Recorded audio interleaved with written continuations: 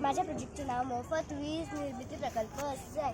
आता शेतकरी आपल्या शेताला पाणी भरत असतो तेव्हा जेव्हा आपल्या शेताला पाणी भरत असतो तेव्हा शेतकरी आपल्या शेतातली मोटर चालू करतो तेव्हा त्या मोटरीद्वारे येणाऱ्या पाण्याच्या प्रवाहाची ऊर्जा ती तो शेतकरी सरळ शेतामध्ये सोडून देत असतो.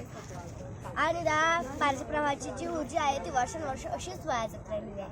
मी काय केले आहे की ते शेतात सोडण्याच्या पाण्याच्या प्रवाहाची ऊर्जा ती शेतात सोडण्याच्या आधी एका टर्बाईन सोडलेले आहे आणि टर्बाईनला जनरेटर सोडलेलं आहे, जेणेकरून पाण्याचा प्रवाह टर्बाईन पडला मग टर्बाईन फिरेल, टर्बाईन फिरलं की जनरेटर फिरेल, जनरेटर फिरलं की वीज निर्मिती होईल.